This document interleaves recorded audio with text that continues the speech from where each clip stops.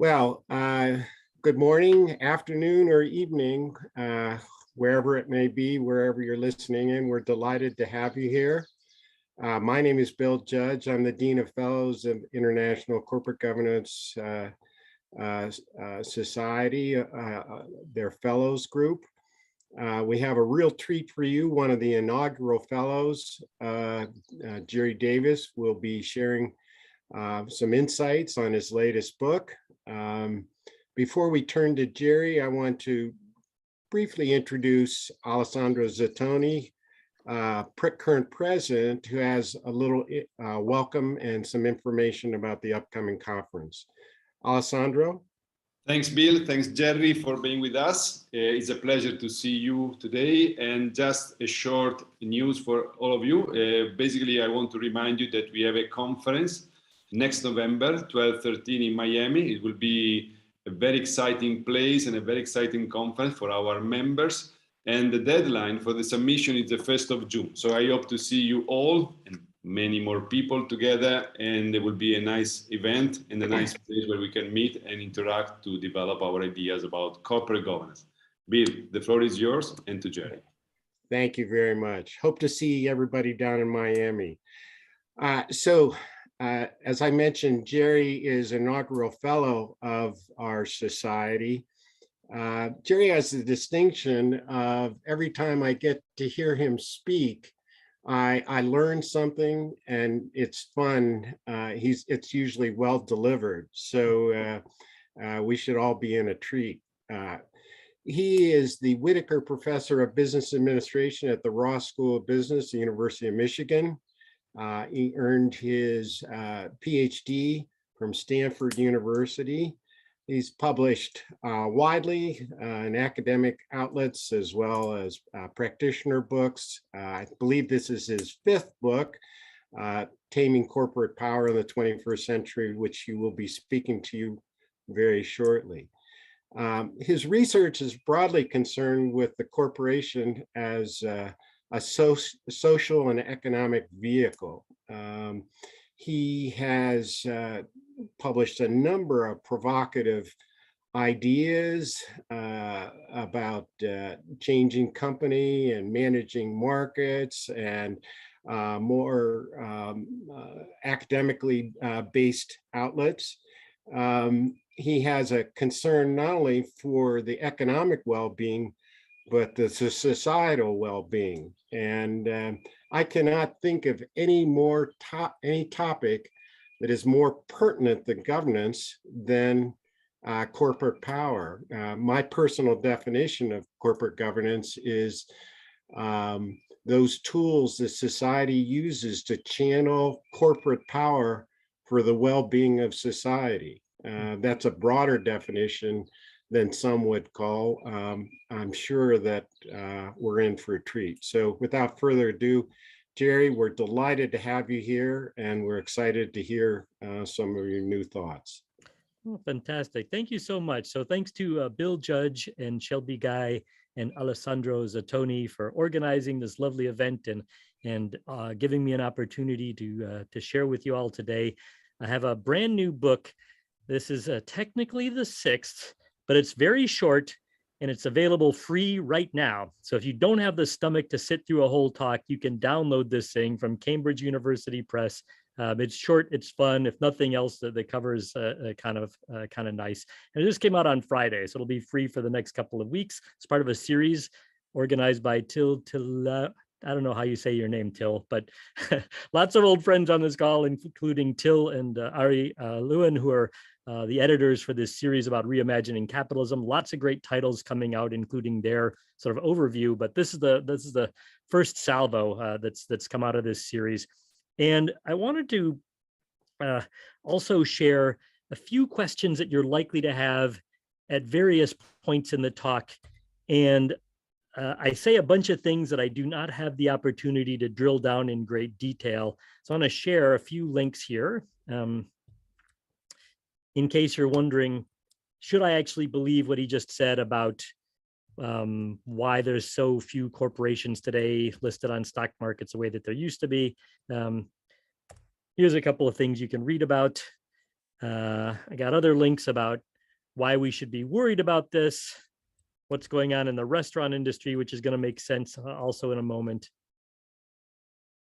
and why I think the anti-monopoly movement is getting everything wrong. So when things get boring, as they will, you can just switch over and read things online instead. Okay, so in order to make sense of sort of what I'm going to say, I have to cover my last book, The Vanishing American Corporation, really quickly. So if you've already read that or know the argument, you can sleep for the next 5 minutes or so, because you've kind of already heard this story before. So I'll cover it fairly quickly.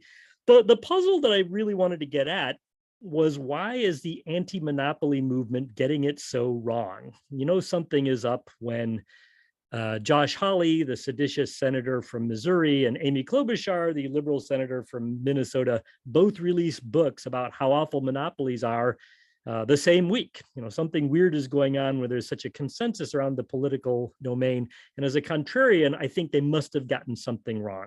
And for me, I can summarize the puzzle this way.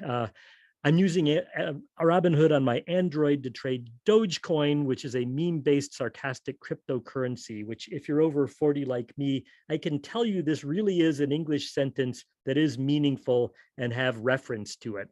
So imagine trying to explain this sentence to someone in 1990, before there was a web, internet memes, smartphones, apps, or cryptocurrency. That might be tricky.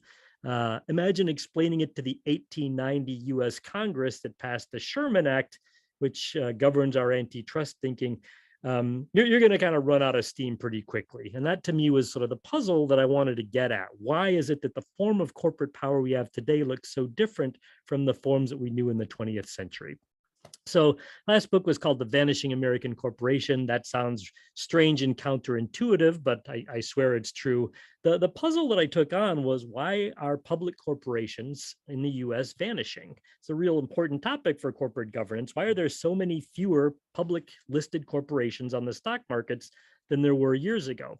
You can look it up for yourself. This is data from the World Development Indicators showing the dramatic decline since the late 90s in the number of listed corporations. And it was not just the dot-com collapse, it was not just 2008 and the financial crisis. It's really reached a surprisingly low level, and it hasn't come back. If your instant thought is, yeah, that's because antitrust died and big companies bought up all their competitors, that turns out not to be true. That is not the diagnosis for what's going on here. One of the links that I shared, I went into every listed corporation in the US for 20 years to see where'd they come from, where'd they go, what industries. And the story does not boil down to just consolidation in industry after industry. It varies a lot depending on what industries you're looking at. One way to get at this is to look at who were the blue chip companies in 1988. Back when I was in graduate school, this was the list of the pillars of American corporate capitalism. Anyone in business school or kind of in the US would recognize every one of these names from the Dow Jones Index. These were the vanguard. This is like the football team in high school, all of the coolest kids. If you're under 40, like many people on this call, you'll say, Westinghouse, Eastman Kodak, Navistar, Bethlehem. What the hell are these things? These are all unfamiliar. So what happened was not that Bethlehem Steel bought up all the other steel companies or Westinghouse bought up GE. That wasn't really the diagnosis. In fact, if you go to today, the companies left, the ones in red, are a minority of this sort of blue chip list. That's interesting. For me, this is like going to your 30-year high school reunion and seeing what became of that football team anyway. Well, a lot of them are dead. A lot of them didn't show up. And, GE used to be the quarterback, but now it's living in a halfway house and it's not really clear what's going to become of it in the future. It's not that big business just kept getting bigger. Something weird happened. And if you're a fan of Schumpeter, which I'm not sure if you are, you might say, yay, creative destruction. Big companies are being busted up or destroyed, and vibrant new companies are taking their place. But that really isn't happening either. In fact, if you look at the number of IPOs in any given year, we have never returned to the 1990s. Even last year, which was a pretty munificent market, we have not come back to the 1990s. And that's interesting. We are not really replacing or expanding beyond this relatively low level of listed corporations in the US. You might reasonably ask, well, why do we have public corporations in the first place? Germany, for decades, only had about 600. Now they're down to 400 something. So maybe you just don't really need public corporations. Why did we have them in the first place? Ronald Coase would give the most popular answer, which is it's about transaction costs, that sometimes it's cheaper to make rather than to buy. And so if you go back to his original 1937 article, says, the main reason why it's profitable to establish a firm would seem to be that there's a cost of using the market mechanism. The most obvious cost of organizing production through the price mechanism is discovering what the relevant prices are. And his point was that free markets are not themselves free. Using the market has costs to it. So even if having lots of vendors gets you to the cheapest price, finding out what those prices are can itself be costly. That is a transaction cost. Shopping costs money. Hiring lawyers to negotiate contracts cost money. There's built-in costs, and sometimes it's cheaper to just make rather than buy. But what if everyone carried with them a tiny supercomputer communicator that allowed them to look up the prices for everything in the world all day, every day, and they could create contracts for inputs with random strangers and track their performance in real time? Imagine this bizarre Coasean thought experiment, and that is a thought experiment we're living in now. Information and communication technologies have driven down the transaction costs of using markets relative to doing things internally. And if you're Coase, you know what to expect next. It is Nikeification, the pervasive outsourcing of the production of goods and services. Call this Nikeification after the sneaker company. Nike never made sneakers. They've always used external contractors and done design and marketing from their headquarters in Oregon. In the US now, the entire economy, it seems, looks like Nike. Almost nothing you buy in the US is made by the company whose name is on the label. Vizio became the best-selling television brand with just 200 employees in Irvine, California, by orchestrating a supply chain and distribution through big box stores. Mobile phones, obviously, Apple's not going to actually manufacture iPhones. They're going to rely on outside vendors. Pet food is mostly made in a giant factory in Ontario, where many different brands are made from the same horse parts and stuck in the same cans, just with different labels on it. Tomato sauce. Shelby, if you were thinking, I want to have a plan B, I want to have a fun side hustle, imagine you have your delicious grandmother's Sicilian recipe for tomato sauce. You can go to Ledestri Foods in Rochester, New York, adjacent to the old Eastman Kodak factory. Tell them the recipe and give them a label, and they will manufacture it in their hyper-automated facility and stick your label on it and get it into stores. They make Newman's Own and tons of other brands. So anybody can be a tomato sauce billionaire these days. Heparin. CIA assassinations, they used to do their own work, and now they're relying on Betsy DeVos's brother and his company to do their work for them. You really can find a vendor for everything. You can't trust a name brand on anything these days. Okay, so that's easy to imagine for suppliers. It's very easy to visualize hiring external suppliers, outsourcing. What about labor? This turns out to be a little bit trickier up until the advent of the smartphone. A few years ago, there was an article in the Wall Street Journal called "There's an Uber for Everything Now," and it became a cliche almost instantly. I've got a maid, masseuse, doctor, chef, valet, personal shopper, florist, and bartender. Each has his own app and can arrive at my door in as little as 10 minutes. It's a cliche because it is true.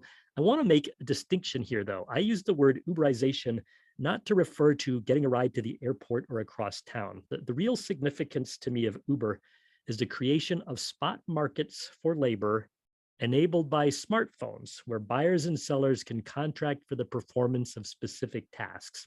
So the essence of Uberization is not just Uber, the taxi substitute, which may not live forever. It's the idea of being able to hire labor by the task using online technologies.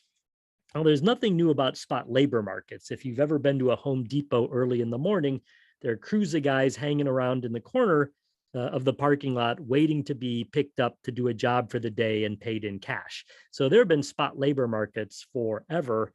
What's different is adding a smartphone to the spot labor market. Uberization turns the world into a spot labor market. And it's not only at sort of modest levels of skill or for undocumented work. It's not just for construction or farm labor or restaurant work. All levels of skill are now being Uberized. So if you wake up in the morning and say, I think I might have a UTI, but I really need to get to work, there are online services where you can connect by phone to a doctor who will diagnose you and send a prescription to your nearest Walgreens or CVS so that you can make it to work. These are often doctors paid by the task. They're basically Uber drivers using medical skill to make diagnoses. So Uber for doctors is already here. Uber for lawyers is here. An awful lot of what lawyers do, almost all of it's boring, but some of it is hyper boring. The contract work, like redacting documents, it's boring work, but you got to be a lawyer to do it. Now that they're working from home, they're realizing, just exactly what this work entails. But it is Uber for lawyers. So it's not the level of skill that determines whether a job can be Uberized. It's probably something more like the level of asset specificity and personal service. So that's different. Labor at all levels can be Uberized. So it works for suppliers and labor. What about distribution? And of course, the answer to that is fulfillment by Amazon. If you have any flavor of product that needs physical distribution, fulfillment by Amazon will deliver it to people's porches. It's created an interesting dynamic in industry. I think I'm not a big fan of any of the Austrian economists, and I personally think Hayek's 45 articles should be retracted by the American Economic Review, because its central proposition, there could never exist a central entity that knows all about the knowledge across the economy and aggregates it. I think that's now provably false. It's called Amazon. They know everything. they know all of the elasticities. They know what they know every consumer's sort of reserve price. They know every vendor's pricing strategies. Amazon knows it all. It's created this interesting dynamic in the world. There's a business model in which 1 to 3 people go to Amazon, find overpriced products like a dongle, find a designer on Upwork that will take that thing apart, come up with a good knockoff design, send it to Alibaba for manufacture, and then stock it through fulfillment by Amazon, and poof, overnight they're in that industry. What we're seeing as a result of this, as Farhad Manju points out, is better products for ludicrously low prices as big brands are outcompeted by disruptors. This is a troubling thing for business schools, because most of what we teach ends up not being very useful in a world where 2 kids in a dorm room can find any product that actually has a margin associated with it, come up with a cheap knockoff and sell it through fulfillment by Amazon. But we're living in this world. Fun experiment for you. Go to Amazon.com and search for Microsoft Surface charger. You will find over 100 different versions of the identical product with prices ranging from $15 to $125. We're living in a weird world when it comes to sort of competition. So summarizing all of this, ICTs, information communication technologies, have drastically lowered the transaction costs for accessing the core factor markets that make up corporation. I didn't talk about financialization because I spent my first 20 years of my career doing this, but the increasing centrality and accessibility of financial markets versus banks, Nikification for outsourcing production, Amazon for outsourcing distribution, and Uberization using online spot markets for labor. And the result of this is that the components to create an enterprise end up looking like a pile of Legos waiting to be assembled. If you've got access to the internet and you got a credit card, all of the components are out there to create a new business. And that's how we end up with something like the Instant Pot, which I think we can all agree is the single greatest advance in human civilization in the 21st century. I so love my Instant Pot. I use it every day. It's a computerized pressure cooker, and it's really good, and it's surprisingly cheap, and they're very well made. And there's a lot of user-written routines, as you might call the menus or recipes available online. The crazy story of this business, it was designed and self-financed for $350,000 by an unemployed computer engineering PhD, launched it on Amazon. The marketing consisted of sending Instant Pots to 200 food bloggers and cookbook authors, where it went viral, and reading all of the Amazon reviews to figure out what users wanted more of and less of. Distribution was listing it on Amazon.com. Fulfillment by Amazon, they will receive your goods from the factory in China and distribute them to customers wherever they happen to be. So you never need to see or touch the products that you nominally make.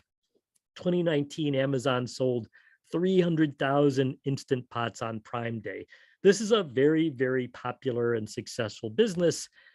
And the company that makes it had just 50 employees somewhere outside Ottawa. Everything else was contracted out. I'm not saying this is the whole economy, but it is proof of concept that you can assemble a business from all of these distributed components available online. And this is intriguing and troubling, and we ought to have something useful to say about that. So that's kind of where we get to next. What I want to talk about now is what does this mean for employment, which feels like a bit of a U-curve, but the reason I want to raise this is there's lots of concern in antitrust about small businesses and how Pop Sockets is being imitated by Amazon or whatever. And I think there's too much attention to antitrust and not nearly as much attention to the disaster that is brewing for labor, particularly in the United States. So I want to go there a minute. This is a list I compiled of America's biggest employers. So Walmart, Amazon, UPS. It's a few months out of date, but basically accurate. This lists their revenues, the number of employees, their market cap, and on the far right is the median annual compensation of the employees that work at that company. Wait, Starbucks? What? That can't be right. That is right. You can find this information on their proxy statement every year. Walmart, that's right. Their median employee makes $20,000 a year. Most of these companies are in retail. Most of them have terrible wages and pretty terrible career ladders, and their benefits can be spotty. This is what employment looks like in the US. Fun fact, if you're from Europe, you may, or any civilized country, really, Canada, you may be surprised to learn that in the US, you don't get health insurance because you're a human being. You get it because your employer provides that as a benefit. I know this sounds barbaric and insane to someone from anywhere else in the world, but this is the surprising US system is employers provide health care. Well, there's a reason why the system is such a giant mess. Kaiser Foundation finds that the annual premiums for employer-sponsored family health coverage are over $22,000. So in other words, Amazon will pay or Walmart will pay $20,000 in wages, but if they want to give you health insurance for you and your family, that costs $22,000 in addition. This feels insane and unsustainable, but who am I to make these judgments? So this is sort of the employment situation in the US. It's really weird, not like the rest of the world. Contrast with this with General Motors, which was sort of the largest and most prototypical corporate employer in the US in the 20th century. It went up for decades and generations, and then it's collapsed since the mid 1990s. General Motors globally has about as many employees today as it did in 1926. So we are back to where we were a century ago. They make lots of cars, but they don't actually employ people because the US makes it very unattractive to be an employer.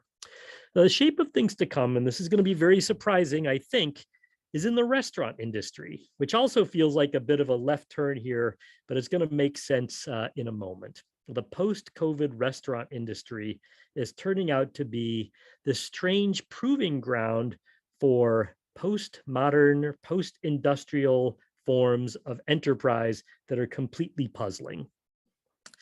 So the pandemic has greatly accelerated our reliance on platforms to get at the outside world. So yesterday I gave a talk at FU Berlin, which is the actual name of a university in Berlin. And I think FU has got to be the best name for a university I've ever heard of.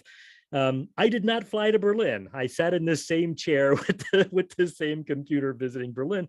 We're really using platforms in a very sort of broad way to access the world, especially those of us in sort of white collar educational industries. This for me is a lovely, thinly veiled metaphor for the world that we're living in. We're living in a world where screens intermediate between us and the outside world. And the pandemic really sealed the deal. This has been great for Google, Apple, Facebook, Amazon, Microsoft. Their market caps have gone to extreme, they've bounced around a bit since, but they reached a point where 1/4 of the value of the S&P 500 was just these 5 companies. And as a potential future retiree, this freaks me out, that 1/4 of the stock market is 5 big tech companies. That seems a little bit scary. Great news for them, maybe less good news for the rest of us because we're living through a horrifying Black Mirror marathon that I'm going to drag you through for the next couple of minutes here. So last year I was at the Center for Advanced Study at Stanford. We moved in, and a week after we arrived, this was what our phone told us in Menlo Park: unhealthy air quality. Because of the annual wildfires in California, the smoke disperses into the atmosphere and you can't breathe. So in any given day, it's not just, was there a fire today? It's like it hangs there for days and weeks at a time. So you actually have to check your phone to see if you can leave the house, because the air quality can be so unhealthy that you'll instantly get asthma if you step outside the door. Well, that was different. So a lot of us were just staying indoors and turning on the air filter. And our knowledge, like literally our knowledge of the temperature outside, wasn't walk outside, it was check your phone. By the way, for those of you in the civilized world, this 104 degrees was Fahrenheit and not Celsius. So we were not literally boiling in our skin, but it was pretty hot and pretty smoky out there. Well, this is bad news for restaurants. They felt it more than anyone else. 100,000 restaurants closed in the first 6 months of the pandemic, which is kind of like the dinosaurs, being wiped out by that meteor that hit the earth. It was a really big industry shifting situation. And this is my one illustration, which I'm very proud of. This is what employment looked like in the US industry since the beginning of 2011. So it's going up, mostly going up, seasonal.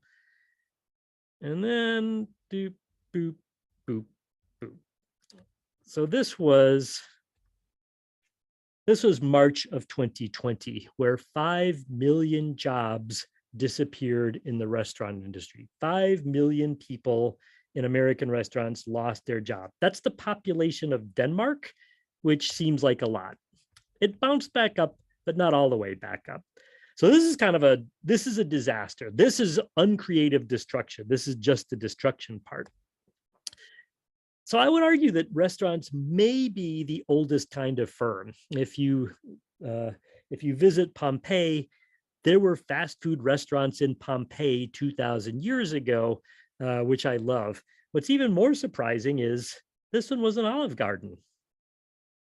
I did not fully realize that those breadsticks and salads actually go back to the time of Pompeii.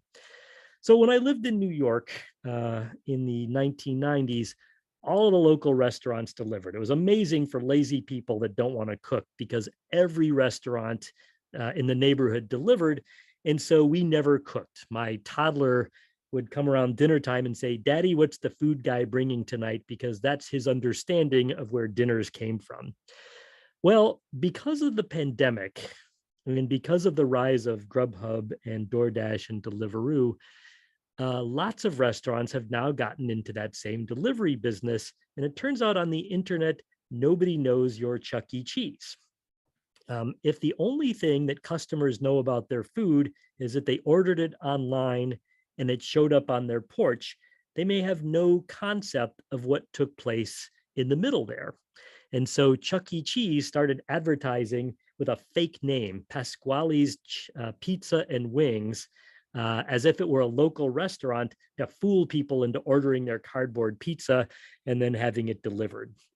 This turns out to have spread pretty widely across the restaurant industry. If you've got a kitchen and it's licensed and passed by the health department, all kinds of different food can be cooked in that kitchen. So our local Singaporean restaurant in Menlo Park started selling proposition chicken, which is fried chicken sandwiches. If you've got a kitchen, you can produce all kinds of things because kitchens are mostly interoperable, as the nerds would say. Well, that has now evolved into an entire sub-industry of commissary kitchens. Travis Kalanick, the former disgraced CEO of Uber, is currently running a business called Cloud Kitchens, which is a bunch of ghost kitchens spread across the US, where if you want to start a restaurant but don't want to buy a kitchen, you can rent space in their kitchen and launch a delivery-only restaurant within Cloud Kitchens. And they do the health department stuff and manage suppliers.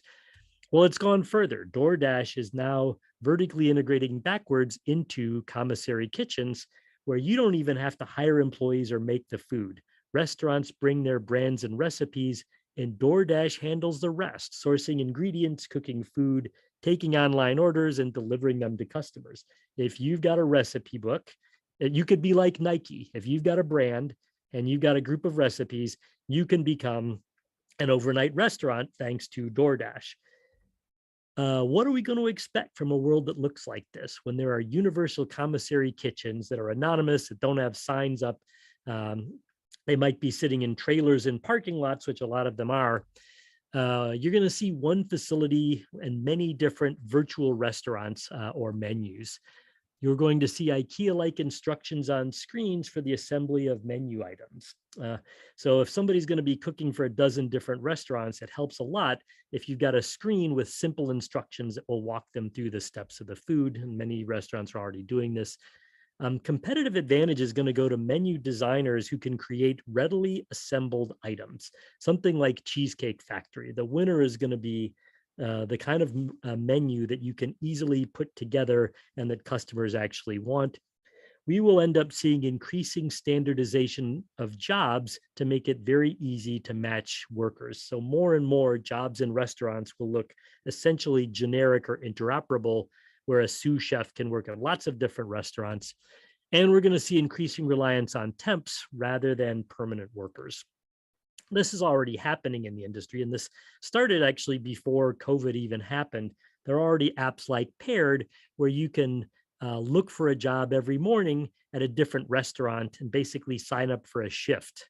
And Paired will tell you, here's what we're paying, here's the clothes you need to wear, here's the specialties you need. Where is this going to wind up? TikTok, the kids' beloved video social media, announced in December that they were opening a virtual restaurant where foods that go viral on TikTok, like that baked feta and cherry tomato pasta that was all the rage a couple of months ago, they will compile viral foods, create a menu, and you can order it on TikTok, and the order will be conveyed to a ghost kitchen and then delivered to your house by Grubhub. So this seems crazy, genius maybe, but crazy. Like, what are the boundaries of the TikTok restaurant? What is the firm there? So we'll get back to that in a moment. It's pretty clear that Wall Street has rendered its judgment on this model. Yum China Holdings, which is nominally a US firm headquartered in Dallas and traded on the New York Stock Exchange, but it owns KFC and Pizza Hut and Taco Bell in China. They have lots of revenues and lots of profits, 400,000 employees, a market cap of $23 billion. I haven't checked in a while. But that's clearly a tired model of actually owning physical restaurants and having employees. DoorDash, they have much smaller revenues, lots of losses, 1% of the employees of Yum China Holdings, but a market cap about 3 times as large. This model is wired. It's really cool. It's really clear that Wall Street loves the platform model over the traditional firm model, I think. Strangely enough, now the online delivery model has come back to the real world.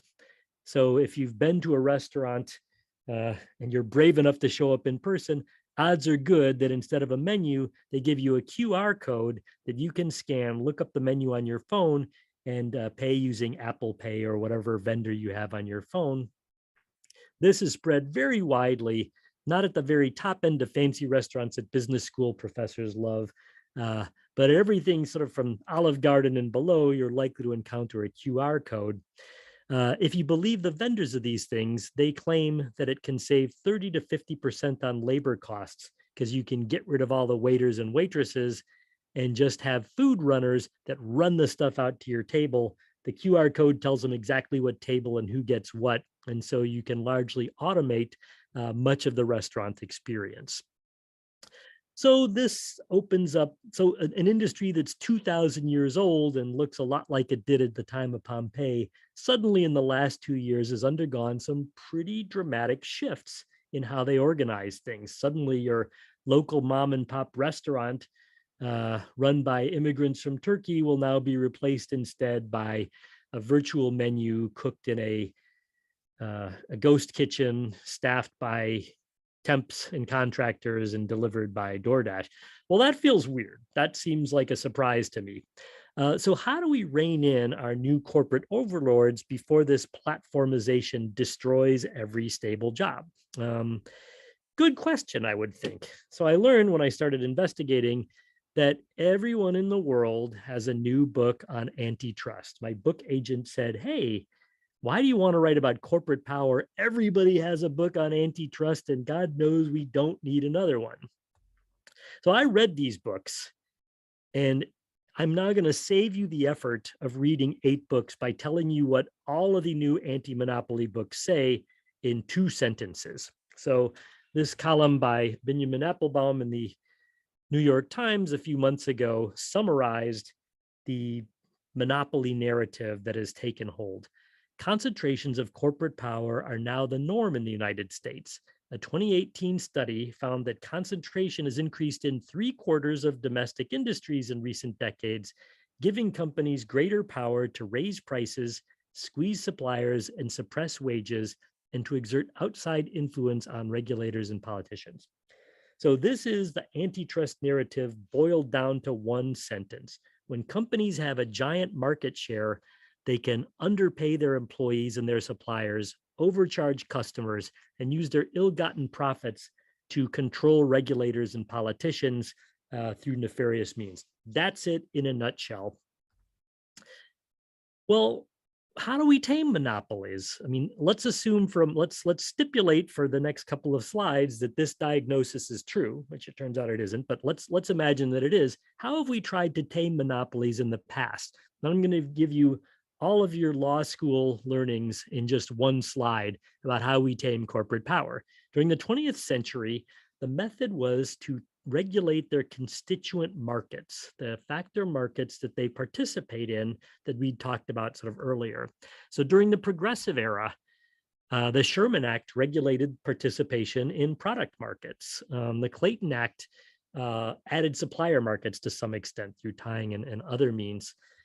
During the New Deal era, we added the markets for capital and labor. Capital markets were regulated by the 33 and 34 Securities Acts. Labor markets were regulated by the Wagner Act and the Fair Labor Standards Act. So in some sense, we got corporations to behave by regulating the markets that they participate in, product markets, supplier, capital, and labor. But now this has gotten more complicated.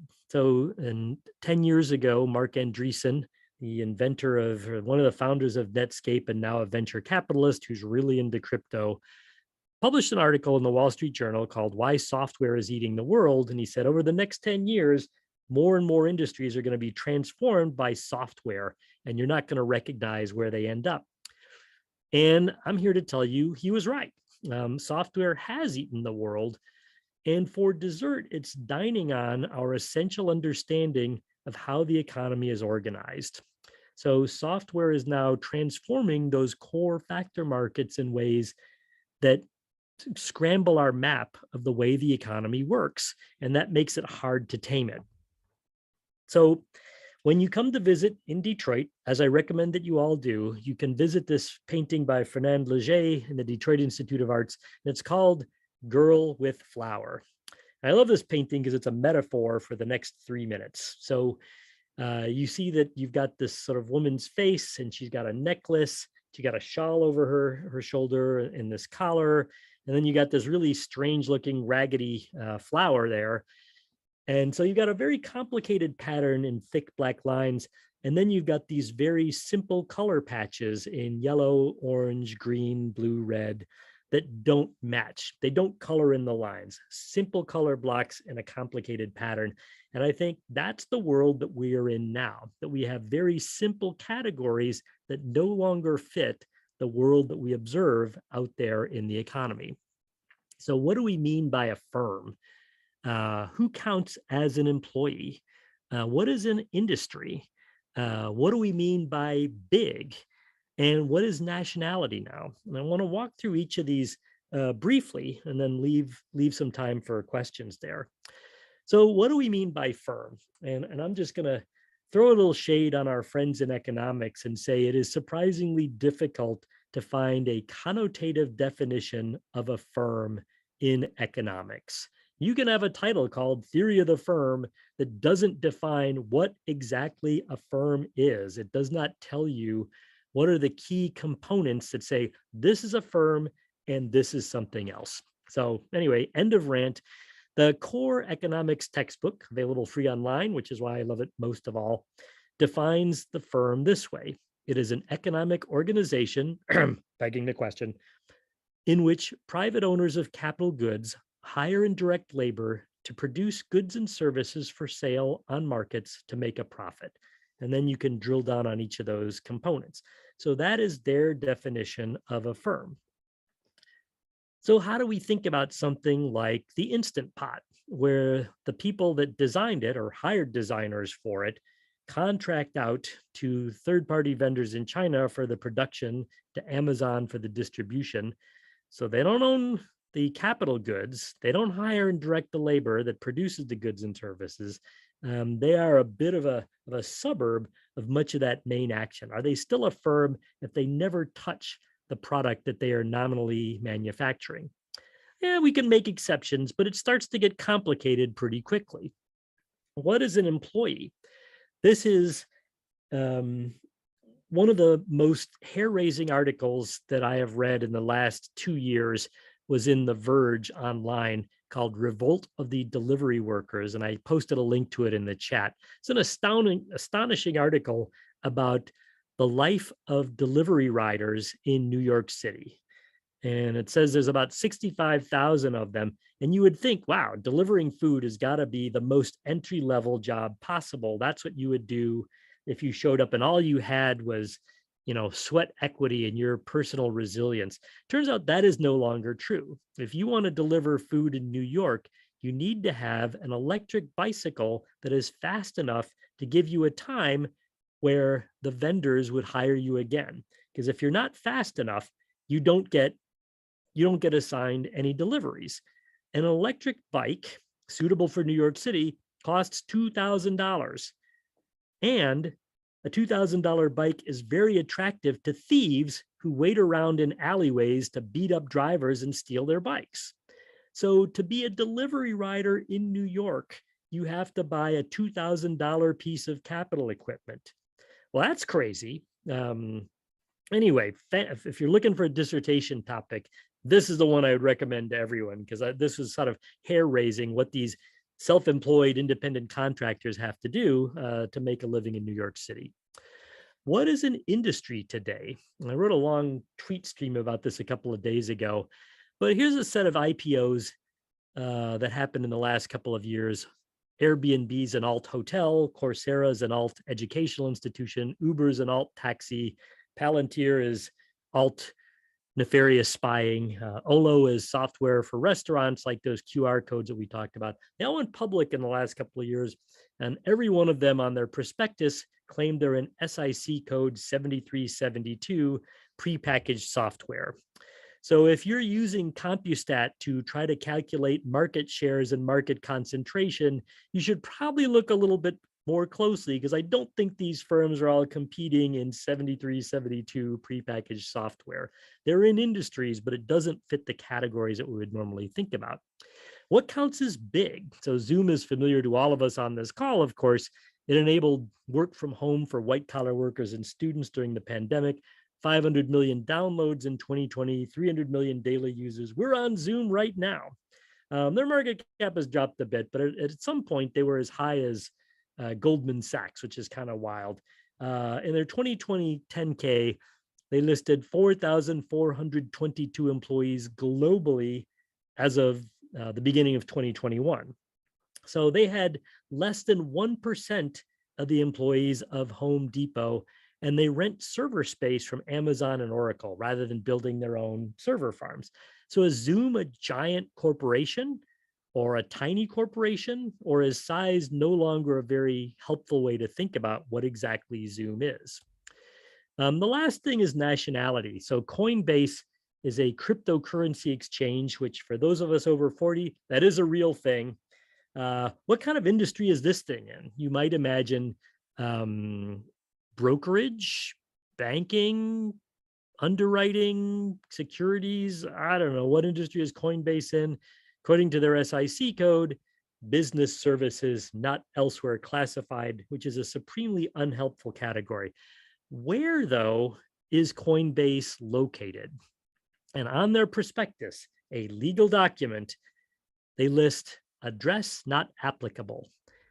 And down below, in a footnote, they say, we do not maintain a headquarters. There are 1,249 employees, which I think makes them a small business, can work from wherever, and they don't maintain a physical headquarters. Well, this is a bit head swimming. How do we think about place or community or commitment to stakeholders or industry in a world that looks like this? So I swear, Bill, if you're having an aneurysm right now, I'm not going to go through these. There are lots of proposed remedies out there. Most of them actually have some merit, and some are moronic. And I'm not going to tell you which is which, but I will say, read my damn book and you can get my take on some of these. There's lots of proposed remedies, but there is no coherent theory around how do we rein in corporate power. It's like, well, let's sell hearing aids over the counter. Okay, fine. Let's import drugs from Canada. All right.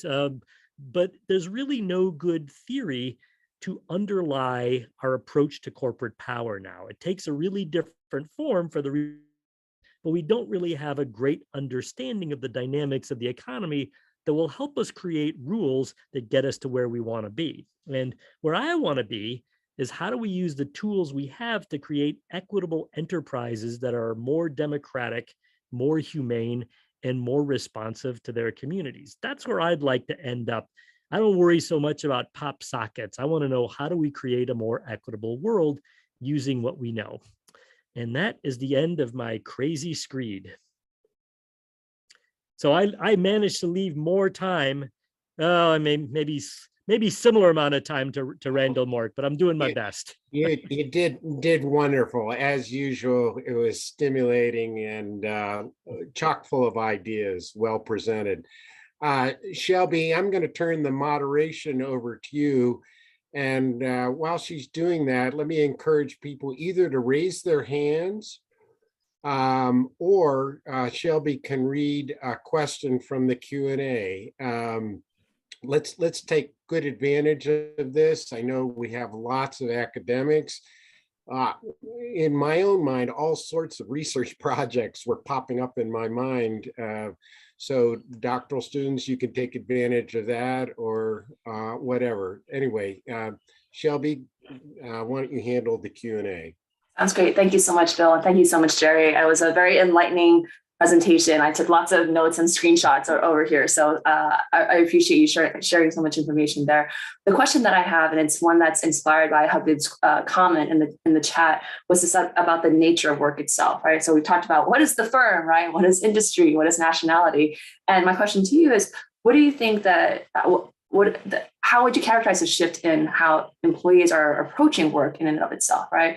So I like to tell my students the old age of like, oh, your first job is your forever job. You know, you stay there, you get your clock, you get your pension, right? That's sort of no longer the case anymore. But I would love to hear your thoughts on how we should be talking about employment in light of all the trends that we're seeing. Yeah, thank you for that, Habib. It's a great question. And it's really clear that the shift to sort of work from home and distributed work can have really disparate impacts. For some people, it's an absolute dream. For some people, it's like, I need to take 3 months off to care for my sick mother or for my new baby, or I want to go surfing in Fiji for 3 months, and I want the kind of job where I can up and leave and then come back or work from somewhere else. So there's tons of advantages to something like that.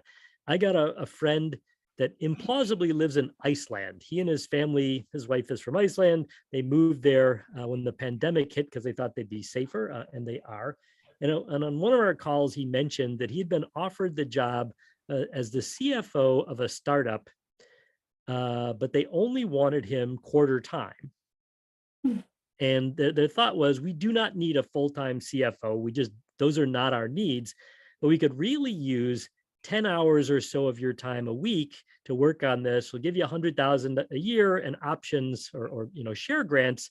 But we really only need part of your time, and you can work from Iceland. You don't need to, there's no reason for you to come to the office. Thought, damn, that is super interesting. If you break down labor to the level of tasks, you can create really customized, hyper-specialized things. And for some people, it'll be great. You need 15 minutes of my time for $200. I'm in. That's exactly the kind of deal I would love to have. So for some people, it can be fantastic. For the people that are buying $2,000 electric bicycles in New York City and are desperate to get enough deliveries to be able to pay their rent because they're paid a piece rate, not so much. So I think that the gig economy could be magical if you live in a situation with a functioning social safety net and a basic level of income security and social security. So if you lived in a magical dream world where people had healthcare because they are human beings and they had a basic level of income because they are human beings, and that if they find themselves with a broken leg, they don't have to live in their car, that could be magical. You could be sort of as our favorite German political economist might say, you can hunt in the morning and fish in the afternoon and talk philosophy at night. In this gig economy world, that would rule. But you've got to have an ecosystem surrounding it that gives you a basic level of security. So I'm not against the variety of the gig economy. I think economically, there's a lot to be said for this. I mean, if you're purely thinking about markets and not human beings, you could imagine a world where people bid for shifts every morning on their job, and the company picks the 3 lowest bidders every day. And so your wages go up and down from day to day and maybe hour to hour. I mean, this will work for college professors. If you wake up and say, oh man, today I have to talk about how you calculate eigenvector centrality, and I really would like to stay in bed. I'm going to put it out for auction and see if somebody else is willing to go on Zoom and teach my class for me for $100, and then I can just sleep in. Universities will figure this out, and they'll just start having online auctions every morning for some of their, for calculus. I mean, anyone can teach calculus. Well, not anyone, but this sounds great from an economic point of view. It's going to be much, much more market oriented because, corporations are basically socialism. They're protecting people from the market by promising them the same wage from week to week. Let's go Ayn Rand and have wages, vary every moment according to market conditions. Well, it's not really a world probably that we want to live in. So maybe that was a much longer and more random answer than you were hoping for. No. That was exactly what I was looking for. So thank you, Jerry. And your last comment especially just reminds me of your work about inequalities in the world versus inequalities within firms, right? And so this idea that with firms now being so dispersed and relying on the gig economy and having this kind of fluctuation, the impact on social inequality within the US, within the larger, there's been major implications there. I do want to squeeze in a couple questions. So Marguerite had this phenomenal comment. She said, you start off by showing the decline in publicly listed companies, which is not just a US phenomenon, but also occurring in Europe due to a variety of factors. So what is the ramification when more of the economy is in the private sector? When companies are owned by private equity or other means, does this mean that there's less oversight? And yeah, what are your thoughts there? Fantastic. Thank you, Marguerite. That is a brilliant question. It was surprising to me that, in 1990, Germany only had 600 listed corporations. And in 2000 and 2010, Germany only had 600. I said, wait a minute, how could they be such a powerhouse economy with so few listed corporations? Well, according to the World Bank, they're now down to 438, which is wild. The netherworld has like 100 listed corporations. The UK has lost about a third, but that's very much a European thing. India surpassed the US in the number of listed corporations a few years ago. There's lots of listed companies in India. China, same deal. So India and China, lots and lots of public corporations, and the sector keeps getting bigger. US and Europe, it keeps getting smaller. I think it's because we're much further down the pike in terms of outsourcing and the capacity to use the web to snap together enterprises in a way. Like US companies don't go public because they need capital.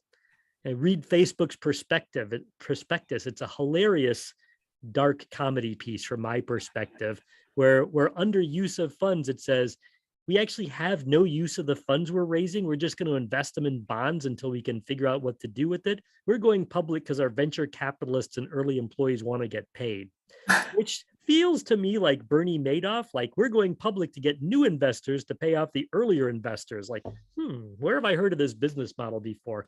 But I think the question about what happens when more of industry goes private is exactly the right one to think about, because we know a lot about public corporations. We got ESG metrics and we got activist shareholders poking and prodding and demanding. We know the median compensation for lots of different companies. And we saw some of the craziness around this after Section 1052, was it, of the Dodd-Frank Act on conflict minerals. So Dodd-Frank required corporations who are listed on stock markets to trace their conflict minerals and to certify that they weren't funding warlords in the Congo. So this applied to HP, but it didn't apply to Dell because they were a private company. And so I think what Marguerite is, what you're saying about the level of transparency is very true. One way that we're seeing this that seems sort of both predictable and perverse is that if you get a low ESG rating because you own a coal subsidiary or something like that, if all the ESG investors flee, those companies have lots of reason to go private and no longer report those things. None of us knows what Koch Industries is spewing into the atmosphere because they're a private company. And so because of that, it greatly reduces the transparency. We make so many demands of listed corporations that just don't apply when you're in private equity.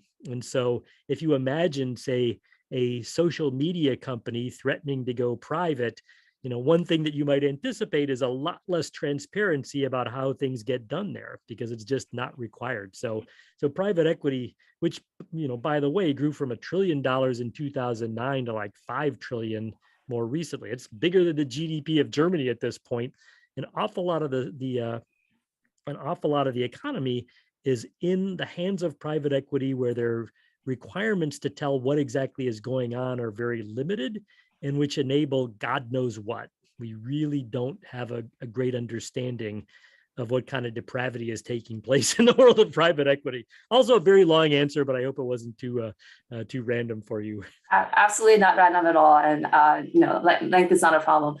In the meantime, I just want to squeeze in two questions and then just like quick thoughts as we're wrapping up. So both relate to social welfare. Alessandro talked about how the additional concern for a lot of is this tax reduction and how a lot of these companies are moving moving their money to places that aren't going to give them that kind of governance and a bit of lack of transparency there, right? So this idea of how how this can result in decreasing social welfare, and who should decide which services to offer and which sort of nonprofits essentially to support, and also to make things worse, several of these companies have dual class shares, right? So just this idea that companies are there's some shenanigans that are going on above and beyond what's going on. And then Wei Shi also sent a direct comment talking about asking what you see as the impact of the growth of so-called ESG investing on general social welfare. So can such investing actually turn out to harm social welfare in the long run? So this idea of like, what can we do essentially to address these challenges to our social welfare, both through the deliberate funneling of cash to different ways, as well as investing in slightly unconventional ways there? Yeah, no, thank you for that. So we're at time and I have to talk super fast. I'll try to do all of this in 1 minute. So Alessandro, great question about cash hiding. And I don't see a great way out of it. I think what we really need is a global taxing authority or compact where the biggest economies collaborate to come up with a regime that makes sense. But of course, that looks like one world government and is politically very difficult to pull off. I mean, something fun is happening when a Microsoft subsidiary incorporated in Bermuda, but nominally operating in Ireland, had no employees, but declared a profit that was 3/4 of the size of Ireland's GDP, which actually happened. Round Island 1. Yeah, it's wild. I mean, if we thought tax avoidance was bad when, Chrysler had a subsidiary in the Cayman Islands or something, virtual businesses are going to be really, really difficult. The idea of like, how do you reconnect them to communities and have them think about their social responsibility. Like, so Coinbase has 1,200 employees dispersed around the world logging in to work. They don't have a community. If you're the United Way of San Francisco, California, or Detroit, Michigan, like they don't live there. So the notion of a responsibility to their community starts to be really difficult. I'd say if you the most intriguing and hair-raising thing to follow up is e-Estonia. So if you haven't looked into it, Estonia has this e-residency program that as of yesterday had 95,000 e-residents. They can't set foot in actual Estonia, but they're e-residents and they can run banking and payment services through this online e-residency program. And they claim to have started 21,000 businesses. Why the hell not? I mean, why pay taxes if you could do that? I have to say, one of my former students in Silicon Valley works at a startup. She had worked at a very well-known company that you've heard of. And some of their employees were saying, well, I'm working from home in Costa Rica. And so could you please stop deducting taxes from my paycheck because I'm actually in Costa Rica? They're like, dude, your IP address says you're in Mountain View, but but now people working from home can claim to be in low tax locales, nominally move to Texas or something like that. So I think the notion of geography is getting pretty scrambled. I think it's intriguing and I don't have a very good solution, but I do touch on it in the book. If you're bored and want to ruin an afternoon, I got a chunk about what's increasingly cryptic about the notion of place and ESG. And I swear I'll close on this one. Tomorrow, so in the next 3 weeks, I'm running a boot camp for journalists on ESG metrics. And when we first came up with this idea a year ago, it's like, oh God, that's so boring. It's like CSR, but with different initials, and it's so dull. Now, all of a sudden, you see Mark Andreessen and Peter Thiel and Elon Musk saying ESG is actually a sinister conspiracy by global elites to force Disney to turn your children transgender or some.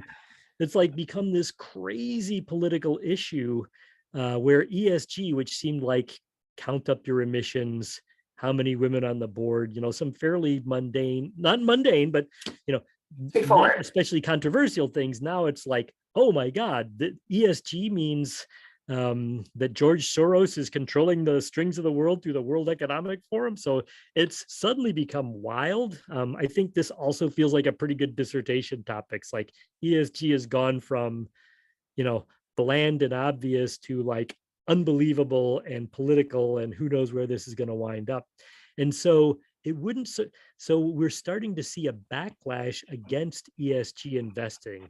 So something like a quarter of professionally managed investment dollars in the US are guided by ESG criteria. Because if it's like normal investment or ESG and it doesn't cost anymore, you go, oh, okay, ESG sounds good to me. Like, why not?